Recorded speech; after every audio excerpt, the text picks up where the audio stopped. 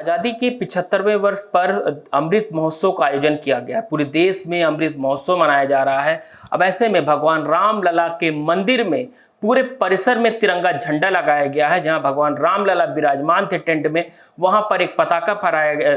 शुरू से ही फहर रहा है, जब से भगवान रामलला के मंदिर के पक्ष में फैसला आया और जब से मंदिर का निर्माण कार्य हो रहा है, वहां पर तब से एक पताका फहर रहा है। वहां पर भी तिरंगा झंडा लगाया गया है। अब ऐसे में हमारे साथ मौजूद है रामलला के मुख्य पुजारी आचार्य फतेंद्र दास जी।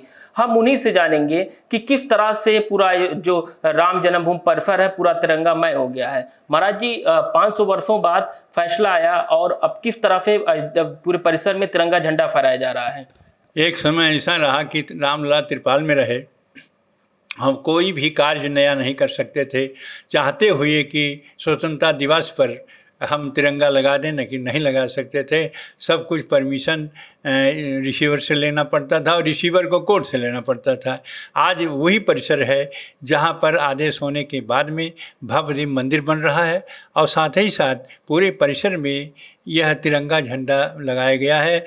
और यह जो 75 वर्ष का अमृत महोत्सव पूरे देश में मनाया जा रहा है, उसी प्रकार से हमारे रामलला की यहाँ भी मनाया जा रहा है और बड़ी प्रसन्नता के साथ मना रहे हैं। और वो याद करते हैं कि 500 वर्ष की घटनाएं किस प्रकार से रही और कुछ लोगों ने इस मंदिर को और इस प्रकार की स्वतंत्रता देखने के लिए अपने जीवन को समर्पित कर दिया। लेकिन आज जितनी प्रसन्नता है, जिस प्रकार से वहाँ पर परिसर में पूरे देश के साथ साथ परिसर में जो अमृत महोत्सव मनाया जा रहा है, वह झंडा लगा करके, तिरंगा झंडा लगा करके, वो बहुत ही आनंददायी, बहुत प्रसन्नता है।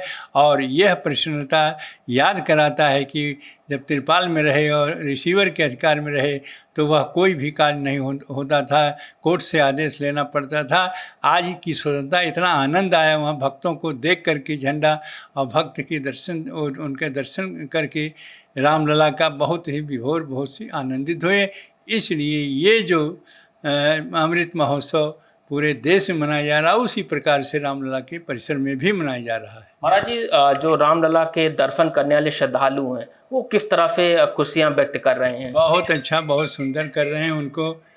उनको वह भी याद आता है जब कितनी परिश्रम के बाद त्रिपाल में रहे रामलला और ठीक से दर्शन नहीं हो पाते थे और इतना दूर रहा कि बहुत लोग दर्शन नहीं कर पाते थे। लेकिन अब इतना नज़दीक है और इतना भव्य दीप सजाया गया है रामलला का वह गर्भगृह, जिसे देख करके सब लोग बहुत आनंदित हैं। साथ ही साथ वह तिरंगा झंडा के साथ साथ वह लगा हुआ जो पहले से ही है भगवा ध्वज, वो भी लहरा रहा है। इसको देख करके सभी लोग आनंदित हैं।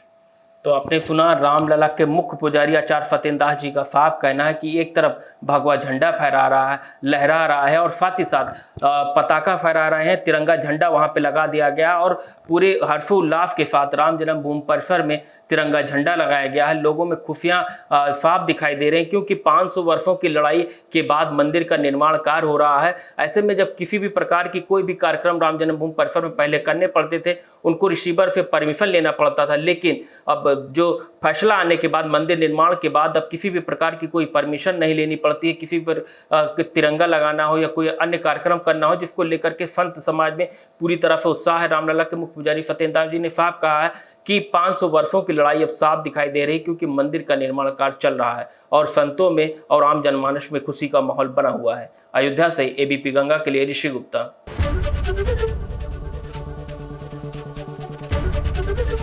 एबीपी गंगा, खबर आपकी, जुबान आपकी।